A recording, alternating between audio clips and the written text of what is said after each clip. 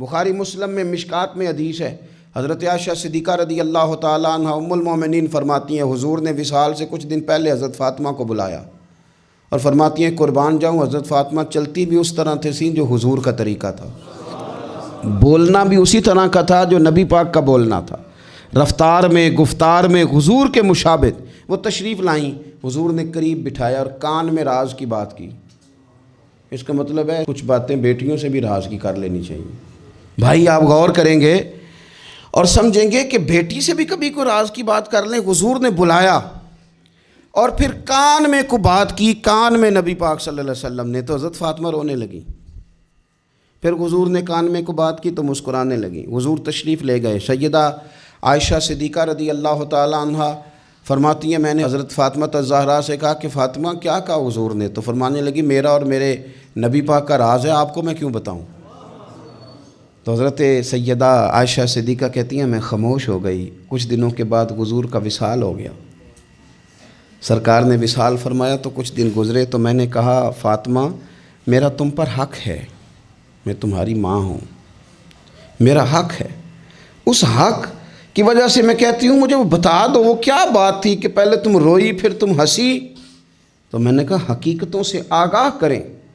نبی پاک صلی اللہ علیہ وسلم کی شہزادی فرمانے لگی اماں جی حضور نے میرے کان میں کہا تھا کہ فاطمہ ہر رمضان میں جبریل امین ایک قرآن پاک مجھے سناتے تھے، ایک میں انہیں سناتا تھا، اس سال جبریل نے 2 سنائے ہیں۔ فاطمہ مجھے لگتا ہے تیرے باپ کے جانے کا وقت آ گیا ہے، اب میری رخصتی ہے، مصیبت آئے تو صبر کرنا، مشکل پڑے تو حوصلہ کرنا، اپنے آپ کو اپنے رب کریم کے سپرد رکھنا۔ کہتی ہیں جب یہ بات حضور نے بیان کی تو میں رو پڑی، اور پھر نبی پاک نے میرے کان میں کہا فاطمہ میرے بعد جو سب سے پہلے مجھے آ کے ملے گی نا وہ تم ہی ہو، اور یہ بھی یاد رکھنا تم جنتی عورتوں کی سردار ہو۔ فرماتی ہیں یہ بات سنی تو میں مسکرا دی۔ 6 ماہ گزرے حضور کے بعد تو سیدہ فاطمہ کا وصال ہو گیا، صرف 6 ماہ، پورا سال نہیں، 6 ماہ گزرے۔ ہماری زندگی کی، ہمارے جسم کی، ہماری روح کی، ہماری سوچ کی، ہمارے وجود کی، ہمارے باطن کی ایک بنیادی ضرورت ہے، اور وہ ہے صفائی ستھرائی پاکیزگی۔ نفاست جہاں بھی پیدا ہوتی ہے نا وہ خوبصورتی ہی لاتی ہے، صفائی ستھرائی جہاں بھی آتی ہے وہاں حسن پیدا کرتی ہے۔ اور بزرگان دین ارشاد فرماتے ہیں کہ بندہ جب صاف ستھرا رہتا ہے نا اس کی سوچیں بھی پاک صاف رہتی ہیں، اور جب وہ صاف ستھرا رہتا ہے، صفائی کا، پاکیزگی کا، نفاست کا خیال کرتا ہے تو اس کا عبادت میں دل جمتا ہے، اسے خشوع و خضوع حاصل ہوتا ہے۔ آپ دیکھ لیں جب آپ وضو کر لیتے ہیں، غسل کر لیتے ہیں تو آپ کی اپنی طبیعت کو تازہ محسوس کرتے ہیں۔ اب جو سجدہ کرنے میں لذت ہے، اب جو سجدہ کرنے میں خشوع و خضوع ہے، اب جو دعا کی لطافت ہے، وہ بڑی قیمتی اور بڑی اہم چیز ہے۔ اللہ کے پیارے رسول صلی اللہ تعالیٰ علیہ وآلہ وسلم کائنات میں سب سے زیادہ بہترین پاکیزگی کا حکم دینے والے، میرے نبی کریم صلی اللہ تعالیٰ علیہ وسلم سب سے زیادہ صفائی اور ستھرائی کا پیغام دینے والے، اللہ کے محبوب صلی اللہ تعالیٰ علیہ وسلم نے فرمایا، حضور علیہ السلام فرمانے لگے اسلام صاف ستھرا دین ہے، لہٰذا صاف ستھرے رہا کرو۔ اور حضور فرمانے لگے بے شک جنت میں صاف ستھرے لوگ ہی جائیں گے، اجلے ہوں گے، خوبصورت ہوں گے، نکھرے ہوئے ہوں گے، صاف ستھرے ہوں گے۔ امام طبرانی اس روایت کو لائے، فرمایا صاف ستھرے رہا کرو، اجلے رہا کرو، پاکیزہ مزاج رہا کرو۔ ایک ہے قیمتی کپڑوں کا استعمال کرنا، ایک ہے صاف ستھرے لباس کا استعمال کرنا۔ اسلام سادگی کا درس دیتا ہے۔ معنی کیا ہے کہ آپ کم قیمت لباس بھی استعمال کر لیں، آپ زمین پر بیٹھ جائیں، سادہ غذا کھا لیں، لیکن صفائی کی بات کرتا ہے، ستھرائی کی بات کرتا ہے، پاکیزگی، آپ کے کپڑے سادہ ہوں پر صاف ستھرے ہوں، آپ کی غذا سادہ ہو پر صاف ستھری ہو، آپ کی نشست سادہ ہو پر صاف ستھری ہو۔ پاکیزگی اور سادگی دو بڑی خوبصورت چیزیں ہیں، لیکن سادگی کا مطلب یہ تھوڑی ہے کہ معاذ اللہ کسی کے بال بے سلیقہ بڑے ہوئے ہوں، کسی کا لباس جو ہے وہ ڈھب اور سلیقے کا نہ ہو، اٹھنا بیٹھنا ہی ٹھیک نہ ہو، نشست و برخاست میں وہ یہ سادگی نہیں ہے، یہ تو نادانی ہے۔ لہٰذا اسلام صفائی کی بات کرتا ہے، سادگی کی بات کرتا ہے۔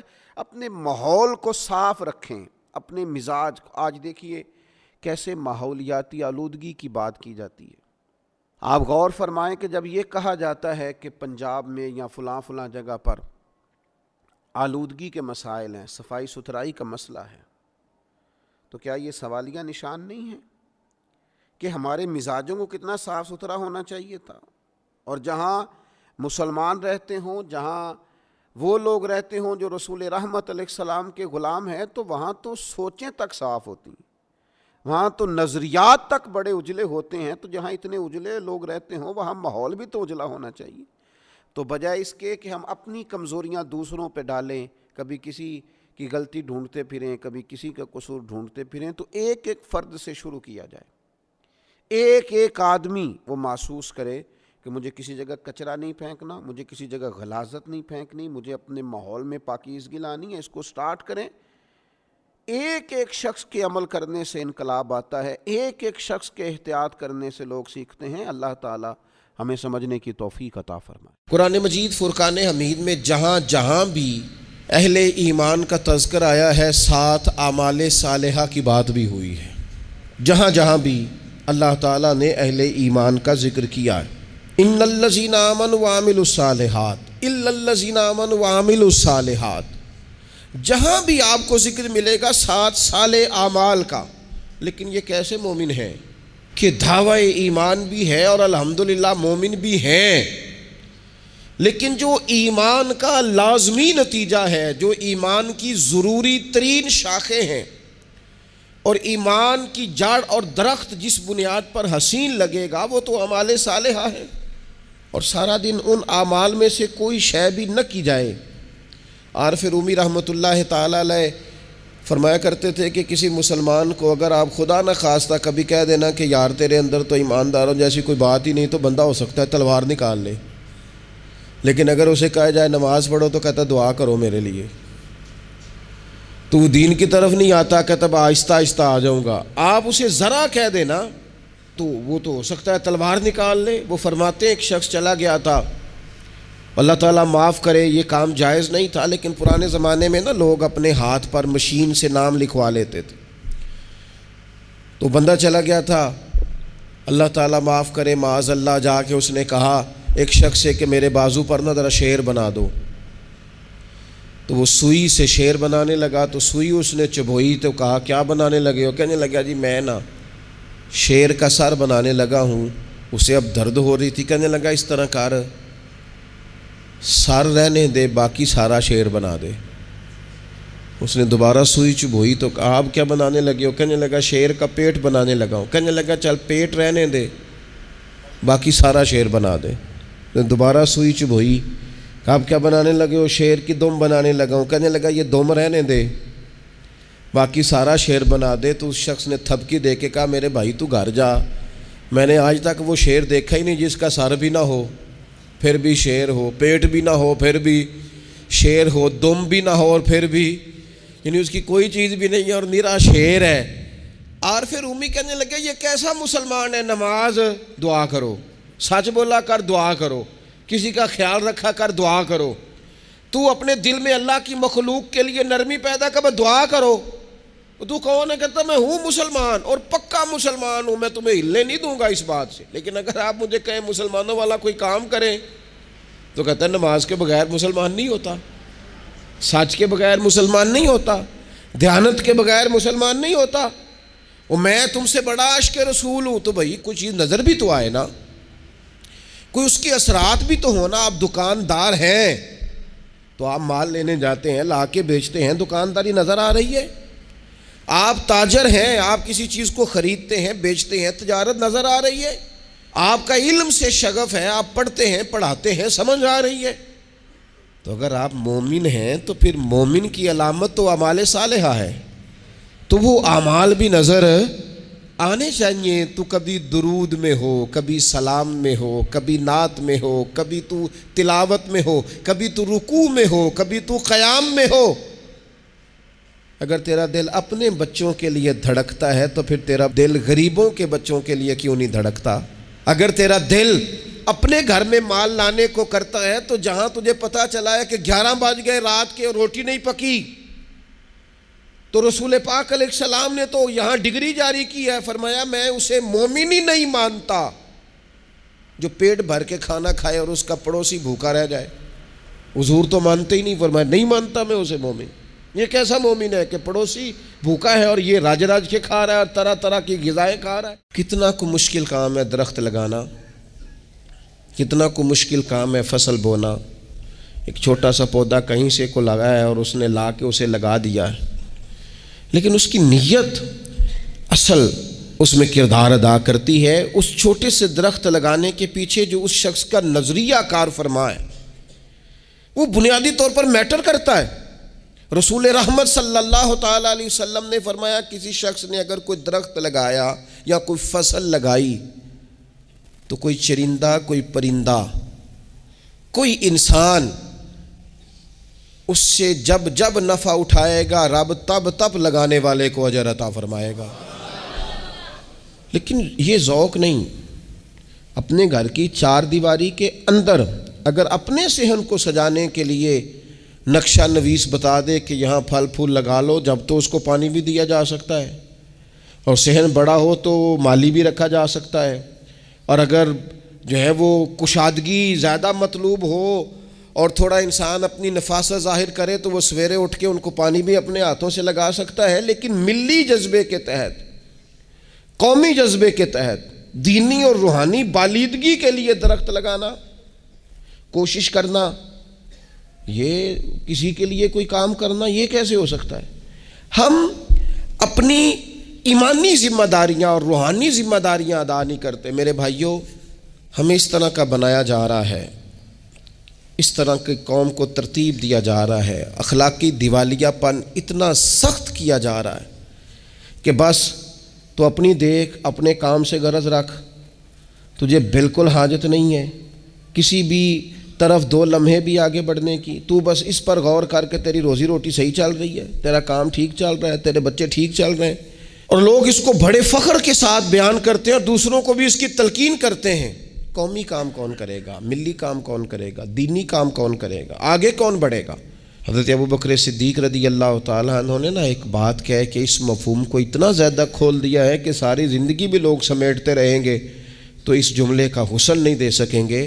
آپ فرمایا کرتے تھے اللہ کے دین کے کاموں میں لگ جاؤ، تمہارے تو کام ہے ہی کوئی نہیں، خدا اپنے فضل سے سارے کام سنوار دے گا۔ تم تھوڑا سا خیر کے لیے آگے تو بڑھو، لیکن وہ نقطہ نظر اس طرح کا بنایا جاتا ہے۔ دیکھیں حضور علیہ الصلوۃ والسلام نے فرمایا جس نے نہ کوئی کنواں کھدوایا، فرمایا جن اس سے سیراب ہو یا انسان سیراب ہو، چرندہ سیراب ہو، کوئی پرندہ سیراب ہو، کوئی جانور، کنواں کھدوایا ہے، پانی پی لے۔ میں کچھ دنوں سے، کچھ عرصے سے دیکھ رہا ہوں، اور یہ بڑا مقام مسرت ہے، اچھی باتوں کا بھی ذکر کرنا چاہیے۔ میں دیکھتا ہوں کہ بہت ساری گلیوں کے باہر لوگوں نے صاف پانی کا بندوبست کیا، یہ بڑا ہی خیر کا کام، یہ بڑی عمدہ طبیعت ہے۔ اس طرف جو لوگوں کی توجہ ہوئی ہے، لوگوں نے صاف اچھے پانی کا بندوبست کیا ہے، اور عموماً اکثر و بیشتر گلیوں میں، مساجد کے قریب، دیگر جگہوں پر لوگوں نے اس کا اہتمام کیا ہے۔ آپ کو پتہ ہے، اسے کو بندہ یہ نہ سمجھے کہ جناب یہ دیکھو ایک 450 فٹ کا 600 فٹ کا بور ہی کرانا تھا، کوئی بڑی بات نہیں ہے۔ رسول پاک علیہ السلام نے فرمایا جس نے کنواں کھدوایا، جن ہو یا انسان ہو، پرندہ ہو یا کوئی اور جانور ہو، اگر اس سے پانی پیے گا نا تو جب تک پیے گا رب تب تک اسے اجر عطا فرماتا رہے گا۔ کوئی خیر کا کام انسان اپنی زندگی میں کر جائے، کچھ مرتب کرے چیزوں کو، کوئی خدمات سر انجام دے جائے، کوئی تھوڑی سی ڈیوٹی کر جائے۔ اللہ کریم نے قرآن مجید میں سورہ توبہ کے اندر ارشاد فرمایا کہ الذین آمنوا وہاجروا وجاہدوا فی سبیل اللہ باموالہم وانفسہم۔ یہ ذرا قرآن مجید کو سننا۔ فرمایا وہ لوگ جو ایمان لائے اور جنہوں نے ہجرت کی اور جنہوں نے جہاد کیا اللہ کے راستے میں، بِأَمْوَالِهِمْ وَأَنفُسِهِمْ، اپنے مالوں سے اور اپنی جانوں سے۔ یہ اللہ کا قرآن ہے۔ فرمایا اعظم درجۃ عند اللہ، اللہ کی بارگاہ میں ان کے بڑے درجے ہیں۔ اللہ کی بارگاہ میں ان کے بڑے مقامات ہیں. کن کے؟ جو ایمان لائے، جنہوں نے ہجرت کی، جنہوں نے مال اور جان سے جہاد کیا، ان کے اللہ کی بارگاہ میں بڑے، یہ اللہ صحابہ کی عظمتیں بیان فرما رہا ہے، ان کے رب کی بارگاہ میں بڑے مقام ہیں. جو ایمان لائے، جو ایمان لائے حضور کی بارگاہ میں صحابہ، ان کے بڑے درجے ہیں. اور جو آزاد مردوں میں سب سے پہلے ایمان لائے، جو ہجرت کرے، ان کے بڑے درجے ہیں. تو جو ہجرت بھی مدینے والے رسول کے ساتھ کرے، جو اللہ کے راستے میں مال اور جان سے جہاد کرے، تو خدا کے بندو جو حضور کی بارگاہ میں جان اس طرح پیش کرے کہ حضرت اسماء بنت ابی بکر صدیق کہتی ہیں کسی نے گھر میں آ کے کہا تھا کہ ابو بکر خبر تو لو، وہاں کفار نے نبی پاک علیہ الصلوۃ والسلام پر حملہ کر دیا ہے. تو کہتے ہیں جناب صدیق اکبر دوڑے گئے، قریب آنے نہیں دیا انہوں نے کسی کو حضور کے.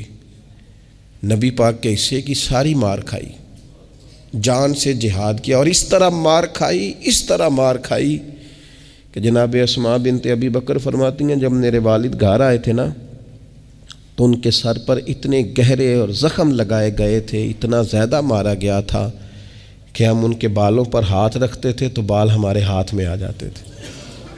اللہ فرماتے جس نے جان اور مال سے جہاد کیا، تو جس نے اپنا مال اس طرح دیا کہ سارا ہی دے دیا اور ٹاٹ کا لباس پہن لیا. رب فرماتا ہے اعظم درجۃ عند اللہ، ان لوگوں کے بڑے درجے ہیں اللہ کی بارگاہ میں.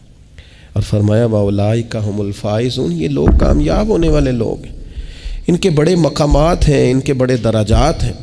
تو حضرت ابو بکر صدیق رضی اللہ تعالیٰ عنہ تو وہ عظمتوں والی شخصیت ہیں کہ میرے نبی اکرم صلی اللہ تعالیٰ علیہ وسلم نے نا ایک جملہ بول کر جناب صدیق اکبر رضی اللہ تعالیٰ عنہ کی عظمتوں کو اتنا لامحدود کر دیا ہے کہ ہماری سوچیں دوڑتے رہیں گی، دوڑتی رہیں گی، دوڑتی رہیں گی، تھک جائیں گی.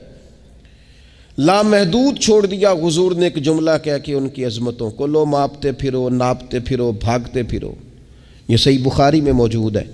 اللہ کے محبوب علیہ الصلوۃ والسلام فرمانے لگے مجھے کسی کی صحبت اور مال نے اتنا نفع دیا ہی نہیں جتنا ابو بکر صدیق کی صحبت اور مال نے دیا ہے.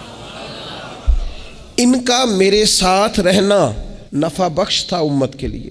حضرت انس بن مالک کہتے ہیں میں حضور کا خادم ہوں، میری اماں خدمت کے لیے چھوڑ کے گئی، پر حضور جب بھی مجھے بلاتے کہتے یا بنیا، او میرے پیارے بیٹے. یہ خادم ہے گھر میں بچہ خدمت گزار، اسے بھی او پیارے بیٹے، اور پاس بٹھا کے نصیحتیں کرتے حضور. کہتے دیکھنا صبح اس حال میں کرنا کہ بغض نہ ہو کسی کا، انس میرے بیٹے یہ بھی میری سنت ہے.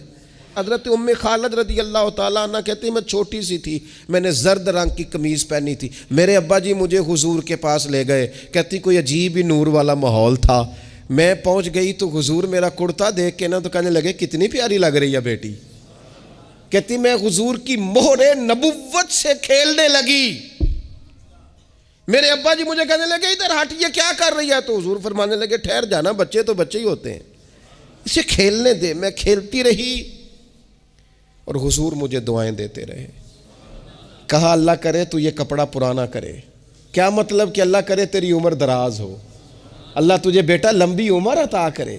حضور بچوں کے ساتھ محبت کرتے، ان سے پیار کرتے. تو نبی اکرم صلی اللہ تعالیٰ علیہ وسلم کی خدمت عالی مرتبت میں عرض کیا. صحابی نے سنن ابو داؤد شریف میں حدیث ہے، عرض کی یا رسول اللہ صلی اللہ تعالیٰ علیہ وسلم میرے والدین چلے گئے تو کیا میں ان کے جانے کے بعد بھی ان کے لیے کچھ کر سکتا ہوں؟ تو نبی پاک نے 5 باتیں ارشاد فرمائیں. فرمایا ہاں، ایک تو ان کے لیے دعا مانگا کر، دوسرا اللہ کے محبوب نے فرمایا ان کے لیے استغفار کیا کر، تیسرا رسول کریم علیہ السلام نے فرمایا اگر انہوں نے کسی سے کوئی وعدہ کیا تھا تو اسے پورا کر دے اگر تجھ سے ہو سکے. اور رسول کریم علیہ السلام نے فرمایا اگر ہو سکے تو ان کی طرف سے صلہ رحمی بھی کر، یعنی ان کے رشتہ داروں سے اچھا سلوک کر، اپنے چچاؤں کے ساتھ تو نیکی کر، اور اگر تیری والدہ کی طرف سے تو نیکی کرنا چاہے تو اپنے ماموں کے ساتھ، خالاؤں کے ساتھ تو اچھا سلوک کر، اور پھر 5ویں نمبر پر محبوب نے فرمایا اپنے والد کے دوستوں کی تعظیم کر، ان کے لیے تیرے دل میں اچھے جذبات ہوں، تو اکرام کر دوستوں کا۔ اور والد کے دوستوں کے اکرام کا تو اتنا بڑا درجہ ہے کہ حضرت ابو بردہ رضی اللہ تعالیٰ عنہ تشریف لائے مدینہ طیبہ میں۔ حضرت ابو بردہ مدینہ طیبہ میں تشریف لائے تو حضرت عبداللہ ابن عمر رضی اللہ تعالیٰ عنہ ان سے ملنے پہنچ گئے فٹافٹی۔ مصروف آدمی تھے حضرت عبداللہ ابن عمر، بہت بڑے مفتی تھے، لوگ ہر وقت مسائل پوچھتے تھے، حج کے سب سے زیادہ مسائل انہی کو آتے تھے، اور صحابہ میں ایک بہت بڑا مقام رکھتے تھے۔ حضرت عبداللہ ابن عمر فوراً حضرت ابو بردہ رضی اللہ تعالیٰ عنہ سے ملاقات کے لیے پہنچے، اور پہنچتے ہی فرمانے لگے آپ کو پتہ ہے میں آپ سے کیوں ملنے آیا ہوں؟ حضرت ابو بردہ کہنے لگے میں تو خود بڑا حیران ہوں کہ آپ ایک مصروف آدمی اور آپ ٹائم نکال کر کے میرے پاس تشریف لائے۔ فرمانے لگے اس لیے آیا ہوں کہ میرے والد آپ کے والد کے دوست تھے، حضرت فاروق اعظم کے دوست تھے آپ کے والد، اور یہ صحیح ابن حبان میں یہ لفظ موجود ہیں۔ حضرت سیدنا عبداللہ ابن عمر رضی اللہ تعالیٰ عنہ فرمانے لگے نبی پاک علیہ السلام نے فرمایا ہے کہ جو اپنے والد کی قبر میں ان سے اچھا سلوک کرنا چاہے وہ والد کے دوستوں کے ساتھ اچھا سلوک کرے، وہ اس رویے کو، اس محبت کو قائم کرے، اس چیز پر خاص اہتمام کرے، خاص ذوق دے۔ ہمارے ہاں نا جی ہم جلدی سے مصروف ہو جاتے ہیں اور اپنے دوستوں کو زیادہ ٹائم دیتے ہیں، اپنا آنا جانا، اپنا اٹھنا بیٹھنا، اپنے شب و روز ان میں ہم زیادہ وقت گزارتے ہیں۔ کرنے کا کام یہ ہے کہ تھوڑا ٹائم نکال کے، تھوڑی فرصت دیکھ کر اس پر تھوڑی توجہ دی جائے۔ اسی طرح معروف روایت سیاستہ میں موجود ہے، حضرت مالک بن دار کہتے ہیں کہ میں حضرت عبداللہ ابن عمر کے ساتھ جا رہا تھا تو میں نے دیکھا ایک بدو ننگے پاؤں اور ننگے سر آ رہے ہیں۔ حضرت عبداللہ ابن عمر نے فٹافٹ انہیں اپنی سواری بھی دے دی، سیاستہ سے حدیث عرض کر رہا ہوں، سواری بھی دے دی اور پگڑی بھی دے دی۔ فرماتے میں نے عرض کی حضرت عبداللہ ابن عمر سے کہ حضور یہ بدو ہیں، یہ تو تھوڑے سے نذرانے پہ بھی خوش ہو جاتے، آپ کوئی عام معمولی سا تحفہ بھی دیتے تو راضی ہو جاتے، اور آپ نے پگڑی بھی دے دی اور گھوڑا بھی دے دیا۔ حضرت عبداللہ ابن عمر کہنے لگے یہ کوئی عام آدمی نہیں، یہ میرے والد کے دوست ہیں، اور والد کے دوستوں سے محبت کرنا یہ ہمیں رسول رحمت نے سکھایا ہے۔ صحابہ کرام کی جماعت ساری بڑی شانوں والی، لیکن کچھ لوگ ایسے ہیں جن کا زیادہ تذکرہ نہیں ہوتا، تو بظاہر یوں محسوس ہوتا ہے کہ ہم نے عوام کو ان سے پوری طرح روشناس بھی نہیں کرایا۔ ایک شخصیت کا ذکر آج کریں گے جن کو میرے نبی پاک علیہ السلام نے فرمایا، حضور نے فرمایا، صحیح بخاری میں موجود ہے، فرمایا یہ نیک آدمی ہے۔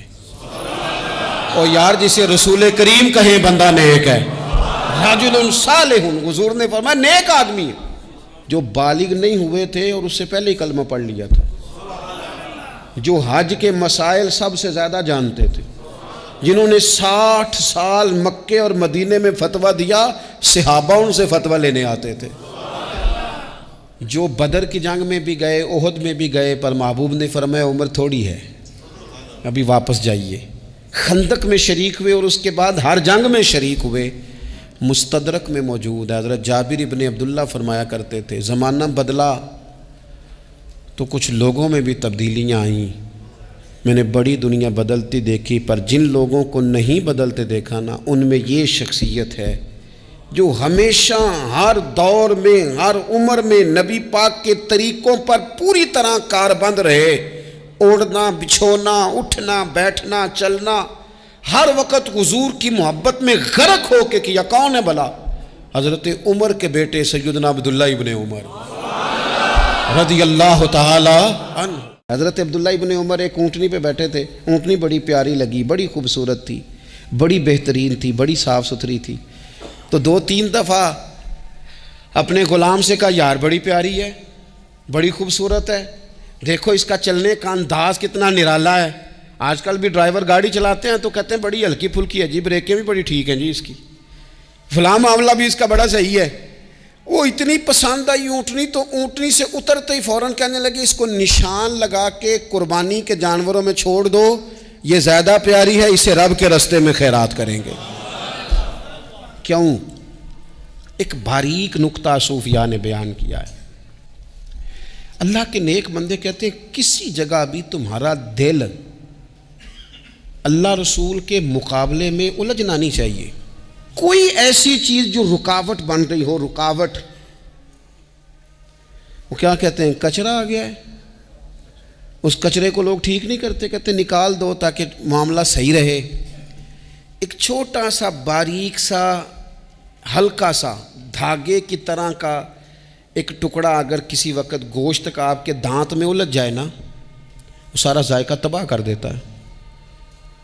لوگ مختلف چیزیں لے کے خلال کرتے ہیں دانتوں کا تاکہ وہ نکل جائے، کیونکہ ذرا سی بھی چیز اگر کسی جگہ رکاوٹ بن جائے نا، آپ بڑا بہترین کھانا کھا رہے تھے، زبردست غذا آپ کھا رہے تھے، ایک صرف اس میں نا ہلکا سا دانہ ایسا ہے جو سخت تھا، کچرا آ گیا، روڑا آ گیا، تو وہ سارے کھانے کا ذائقہ تباہ کر دیتا ہے. بعض لوگ ایسے ہوتے ہیں کہ ایک بال نکل آئے نا کبھی کھانے میں سے تو کھانا چھوڑ دیتے ہیں، کہتے ہیں یار یہ سارا ذائقہ خراب ہو گیا. ہمارے ساتھ یہ ہوا ہے، یہ تو ہے نا دنیاوی معاملات. اسی طرح کا مسئلہ روحانی زندگی میں ہوتا ہے. کئی دفعہ نا ہم ماننے کو تیار نہیں ہوتے، لیکن ہمارے اوپر دولت کی محبت پوری طرح سوار ہوتی ہے، وہ سجدے میں ذوق آنے نہیں دیتی. شہرت کی محبت پوری طرح سوار ہوتی ہے، وہ درود و سلام کا، ذکر کا، عبادت کا ذائقہ لگنے نہیں دیتی. وہ جو کہا تھا نا والذین آمنوا اشد حبا للہ، ایمان والے سب سے بڑھ کر اللہ سے پیار کرتے ہیں، سب سے بڑھ کر رسول اللہ صلی اللہ علیہ وسلم سے محبت کرتے ہیں. کیوں کہا گیا تھا؟ اس لیے کہ ان محبتوں کے مقابلے میں ذرا بھی کوئی اور محبت آتی ہے، روحانی ذائقہ خراب کر دیتی ہے. ہمارا دل نہیں لگتا، ہم بور ہوتے ہیں، ہم پریشان ہوتے ہیں. مسئلہ یہ ہے کہ جس دل میں صرف رب رسول کو ہونا چاہیے تھا، وہاں شہرت آ گئی ہے، شہرت کی محبت آ گئی ہے، دکھاوا آ گیا ہے، مال آ گیا ہے، کئی قسم کے ہم نے بت معاذ اللہ اکٹھے کر لیے، اور پھر وہ ساری کیف مستی آئے. یہ کیسے ہو سکتا ہے؟ حضرت عبداللہ ابن عمر رضی اللہ تعالیٰ عنہ کے پاس ایک گدھا تھا.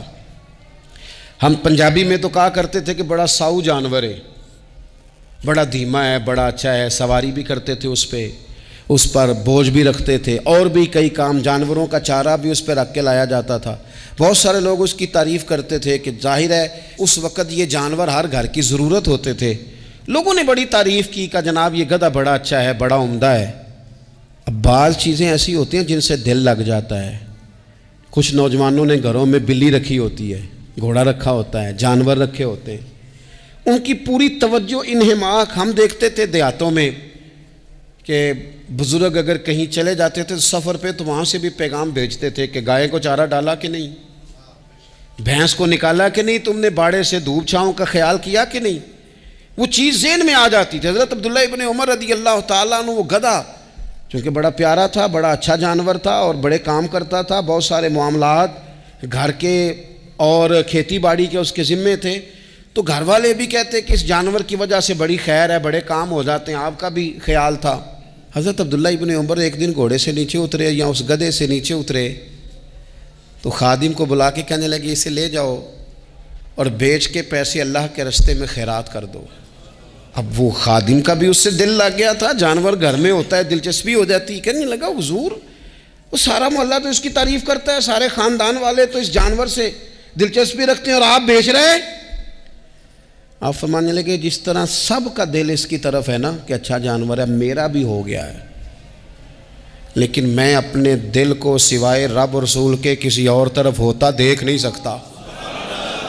اعظم بلا سے اپنی وہ ہستی ہی کیوں نہ ہو، اعظم بلا سے اپنی وہ ہستی ہی کیوں نہ ہو، جو چیز اس کی راہ میں حائل ہو پھونک دو، جلا دو ایسی ساری چیزیں جو ان کے راستے میں آتی ہیں. بہت ساری بیماریاں انسان کے اندر پیدا ہو جاتی ہیں.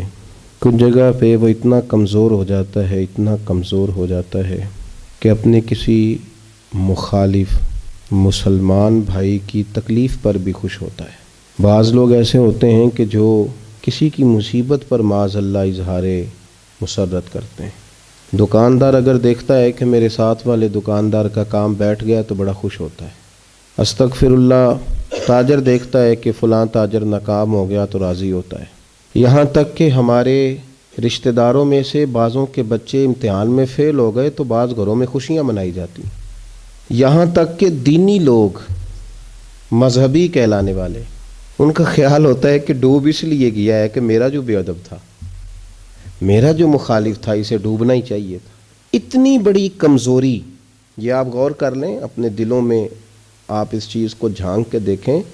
ایک شخص مصیبت میں ہے اور مسلمان ہے، لیکن چونکہ ہمارا مخالف ہے ہم خوشی منا رہے ہیں، ہم کہتے ہیں بڑا اچھا ہو گیا، اس کے ساتھ ہونا ہی چاہیے تھا، اس کے کرتوتوں کا یہ پھل ہے. اتنی کمزور بات. اللہ کے بندے بھی کبھی اس طرح کرتے ہیں. رسول اللہ صلی اللہ علیہ وسلم کے غلاموں کا یہ حال بھی ہوتا ہے. دشمن مرے تو خوشی نہ کریے، وہ سجنا بھی تے مر جانا ہے. لیکن اظہار مسرت کرنا، اس کو شماتت کہتے ہیں. کسی مسلمان کو، کسی بھائی کو اس کے نقصان پر یا آنے والی مصیبت پر خوشی کا اظہار کرنا، اس کو شماتت کہتے ہیں. قرآن مجید نے منافقوں کی بات ارشاد فرمایا ان تمسسکم حسنۃ تسؤہم، فرمایا ان کا طریقہ یہ ہے منافقوں کا کہ اگر تمہیں کوئی بھلائی پہنچے تو انہیں بری لگے. انداز دیکھیے قرآن پاک کا، کوئی تمہیں بھلائی پہنچے تو منافقوں کو بری لگتی ہے، اور اگر تمہیں کوئی برائی پہنچے تو اس پر خوش ہوتے ہیں، اس پر وہ بڑے راضی ہوتے ہیں کہ او ہو انہیں تکلیف پہنچ گئی.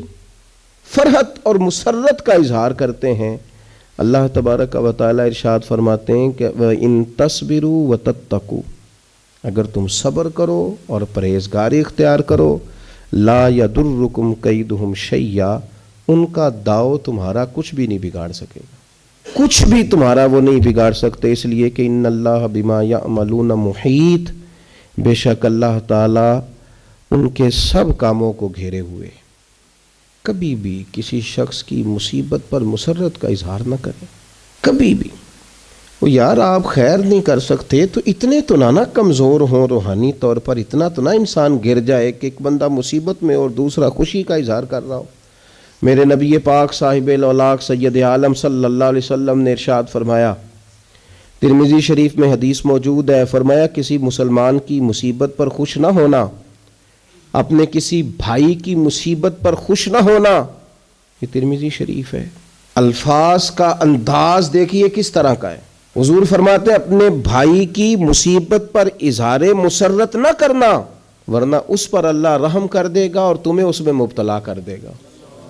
نہ اس طرح کا کام کرنا. حضرت عبداللہ بن عمر رضی اللہ تعالیٰ عنہ کا طریقہ یہ تھا، آپ جب تشریف لے جا رہے تھے نا حج کرنے کے لیے، تو رستے میں نا ایک درخت ڈھونڈنا شروع کر دیا.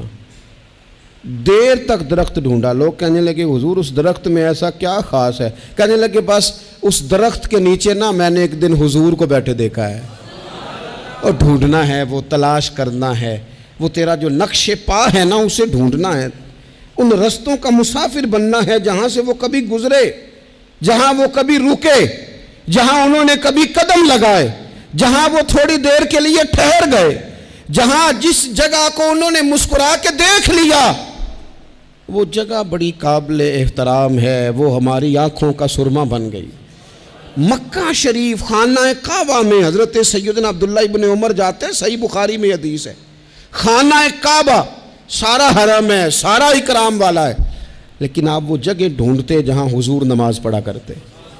وہاں ڈھونڈ کے مجھے کیا خبر تھی نماز کی، اور مجھے کیا غرض تھی سجود سے؟ وہ تو تیرے نقش پا کی تلاش تھی، وہ تو تیرے نقش پا کی تلاش تھی، تیرے نقش پا کی تلاش تھی. مجھے تیرے نقش پا کی تلاش تھی جو جھکا رہا میں نماز میں. مجھے تو تیرے نقش پا کی تلاش تھی جو جھکا رہا میں نماز میں. تیرے نقش پا کی تلاش تھی. رب کے بندے جو ہوتے ہیں نا، وَعِبَادُ الرَّحْمَنِ الَّذِينَ يَمْشُونَ عَلَى الْأَرْضِ هَوْنًا، وہ زمین پہ عاجزی کے ساتھ چلتے ہیں. وَإِذَا خَاطَبَهُمُ الْجَاهِلُونَ قَالُوا سَلَامًا، جاہل ملے تو وہ سلام کر کے گزر جائے. ہر بندے سے الجھ جانا، چھوٹی سطح کے بندے پر اتر کر بھی اس سے کلام کرنا، ہر وقت بحث میں رہنا اور اپنی باتوں کے زور پر اپنے آپ کو منوانا، یہ اہل علم کا کمال نہیں ہوتا. بڑے آدمی بڑی باتیں کرتے ہیں. امام شافعی رحمۃ اللہ علیہ فرمایا کرتے تھے جب میرا عالم سے کبھی کوئی گفتگو ہوئی نا تو کبھی وہ عالم جیت گئے، کبھی میں جیت گیا، لیکن اگر جاہلوں سے بات ہوئی تو جاہل ہی جیتے ہیں ہمیشہ. میں نہیں جیت سکا اس لیے کہ دلیل کیا دیں. بڑے لوگ بڑی بڑی باتیں کرتے ہیں، چھوٹی باتیں نہیں کرتے. حضرت امام جعفر صادق رضی اللہ تعالیٰ عنہ ایک جگہ تشریف فرما تھے تو ایک شخص کی نا اشرفیوں کی تھیلی گم ہو گئی. اس نے امام صاحب پہ الزام لگا دیا، معاذ اللہ، جانتا بھی نہیں تھا کہ یہ امام جعفر صادق. اسے تھپڑ بھی لگائے جا سکتے تھے، اس کو گرفتار بھی کرایا جا سکتا تھا، سارا کچھ ہو سکتا تھا، اشارہ کرتے تو شاگرد مرید سارا کچھ کر دیتے، پر ہر کسی کے منہ تو نہیں نہ لگنا چاہیے۔ پھر اسے پتہ بھی نہیں تھا کہ یہ کون ہے۔ اس نے کہا جی آپ نے اشرفیاں لی ہیں میری معاذ اللہ، آپ ہی تھے کمرے میں؟ تو فرمانے لگے کتنی تھی اشرفیاں؟ کہنے لگا 1000۔ تو فرمایا ٹھیک ہے آ تو میرے ساتھ، کوئی بحث نہیں، ہر بندے سے نہیں الجھنا چاہیے، جتن ہر کوئی کھیڈے کدے ہارن بھی کھیڈ فقیرہ، ہر بندے سے الجھیں گے، ہر ایک کے سوال کا جواب دیں گے۔ اس کا بازو تھاما، گھر لے گئے، 1000 اشرفی دی، وہ چلا گیا۔ شام کو اس کی تھیلی مل گئی، وہ لے کے امام جعفر صادق رضی اللہ تعالیٰ عنہ کے گھر آیا تو لوگ کہنے لگے تمہیں پتہ ہے یہ کون ہے؟ اس نے کہا نہیں، کہا یہ حضرت امام جعفر صادق ہیں، امام باقر کے صاحبزادے، امام زین العابدین کے پوتے ہیں، حضرت سیدنا امام حسین رضی اللہ تعالیٰ عنہ کے پڑ پوتے، شیر خدا کی اولاد۔ پتہ ہے کن کی بات کر رہا ہے؟ امام جعفر صادق کے دروازے پہ دستک دی، آپ باہر تشریف لائے تو پہلے ہاتھ باندھے، معافی مانگی۔ یہ بھی چلو کسی کسی کا ہی کام ہے، مان جانا یہ بھی کسی کسی کا کام ہے، سب کی یہ فطرت نہیں ہوتی۔ پہلے معافی مانگی، پھر وہ 1000 اشرفیاں دی، کہنے لگا حضور پہلے تو معافی چاہتا ہوں، غلطی لگ گئی اور پھر مجھے مال مل گیا تھا، یہ مہربانی کریں قبول کر لے۔ آپ فرمانے لگے معاف میں نے تجھے کر دیا ہے، پر اشرفیاں نہیں واپس لے سکتا، میں زین العابدین کا پوتا ہوں، خون رسول ہوں، جسے جو شے دے دی سو دے دی، ہم واپس نہیں لیا کرتے، یہ لے جانا۔ بولے نا میرے امام تو فرمانے لگے تیری نسل پاک میں ہے بچہ بچہ نور کا، تو ہے عین نور، تیرا سب گھرانہ ہی نور کا۔ حضرت عمر بہادر تھے تو بہادر لوگوں کو پسند بھی بڑا کرتے تھے۔ حضرت عبداللہ ابن زبیر چھوٹے تھے، بچوں کے ساتھ کھیل رہے تھے، اور یہ وہی حضرت عبداللہ ابن زبیر ہیں جو بعد میں امام حسین کے قاتلوں کے سامنے ڈٹ کے کھڑے ہو گئے اور انہوں نے اعلانیہ ان لوگوں کا بائیکاٹ بھی کیا اور ان لوگوں کے ساتھ صف آرا بھی ہوئے، حضرت عبداللہ ابن زبیر، اور فرماتے ہیں کہ میری ماں 90 سال سے زیادہ عمر تھی حضرت اسماء بنت ابی بکر کی، جب میں نے انہیں کہا نا اماں وقت آ گیا ہے شہادت کا، تو میری اماں مجھے کہنے لگی پتر میدان میں رہنا، میدان میں بکرے کو ذبح ہوتے وقت تکلیف ہوتی ہے، جب اس کی کھال اتاری جائے پھر کوئی تکلیف نہیں ہوتی، ایسے ہی کمزور نہ پڑنا۔ ہمارے ہاں تو لوگ کہتے ہیں نا پتر اندروں کنڈی لے لا، ساڑی نہیں لڑائی، وہ جب ہمارے گھر آگ آئے گی پھر اسے ہم بند کریں گے، ابھی نہ تو بالکل باہر نہ نکلنا۔ کیسے قوم آگے بڑھے گی؟ جرتیں کیسے پیدا ہوں؟ اور جو کچھ کہہ نہیں سکتے وہ منوائیں گے کیسے؟ جو بات کرنے کی طاقت نہیں رکھتے وہ اپنا منوائیں گے کیسے؟ حضرت عبداللہ ابن زبیر رضی اللہ تعالیٰ عنہ اپنے دوستوں کے ساتھ گلی میں کھیل رہے تھے، جناب عمر فاروق آ گئے، حضرت عمر فاروق کا جلال تھا، بچے ان کو دیکھ کے دوڑ گئے، حضرت عبداللہ ابن زبیر کھڑے ہیں، حضرت عمر قریب آئے، کہنے لگے پتر آپ کیوں نہیں دوڑے؟ حضرت عبداللہ ابن زبیر چھوٹے سے ہیں، کہنے لگے جی کیوں میں دوڑتا، میں نے کوئی جرم کیا ہے، کوئی میں نے غلطی کی ہے، بھلا کیوں دوڑوں؟ آرام سے کھیل رہے ہیں اور نہ ہم نے کوئی رستہ بند کیا، جگہ ہے آپ نے گزرنا تو گزر جائیں۔ چاہیے تھا نا حضرت عمر ناراض ہوتے، پر جناب عمر نے ماتھا چوم لیا، کہنے لگے کیا بات ہے بیٹا، ان چیزوں پر ذرا قائم رہنا، کہنے لگے جرم کیے، کیا مطلب ہے اس بات کا کہ فلانا ہے تو دوڑ جائے، کیوں دوڑیں جی؟ تو ہم نے جو قوم کو سکھانا شروع کیا ہے نا، دیکھیں فقر اور چیز ہے، درویشی اور چیز ہے، سادگی، لیکن ظلم سہنا اور چیز ہے۔ دنیا میں قتیل اس سا منافق نہیں کوئی جو ظلم تو سہتا ہے بغاوت نہیں کرتا۔ اپنی زندگی میں عزم کو، ہمت کو، نظریے کو بلند کریں، مظلومانہ مزاج نہ پیدا کریں، بلا وجہ دکھ سنا کے اپنے آپ کو کمزور نہ کریں۔ یاد رکھیں اگر ہم اپنے دکھ کسی کو سنا رہے ہیں اور اپنے آپ کو بڑا غریب ثابت کر رہے ہیں تو ایسا نہ ہو کہ ہمارے بچے اس کا برا اثر لے جائیں۔ خودداری سے جینا سکھائیں، عزت نفس سکھائیں، ہر وقت گھر کے اندر، کلاس کے اندر، اپنے دوستوں کی جمعیت کے اندر کمزور باتیں نہ کریں، رو دھو کے وقت نہ گزاریں۔ رونے سے بھی رات گزر جاتی ہے، ہنسنے سے بھی رات گزر جاتی ہے، ناشکری سے بھی دن بیت جاتا ہے اور شکر سے بھی، لیکن بس بات اتنی ہے کہ شکر والوں کا ذرا صحیح بیت جاتا ہے، ہنسنے والوں کا ذرا صحیح بیت جاتا ہے۔ زندگی میں عزم کے ساتھ، ہمت کے ساتھ لوگ جس حال میں مرنے کی دعا کرتے ہیں، معاذ اللہ، لوگ جس حال میں مرنے کی دعا کرتے ہیں، ہم نے اس حال میں جینے کی قسم کھائی ہے۔ اللہ تعالی ہمیں سمجھنے کی توفیق عطا کرے۔ ابو لہب، ابو جہل، عتبہ، عتیبہ، شیبہ، فرعون اور نمرود سے بڑے ظالم تھے یہ۔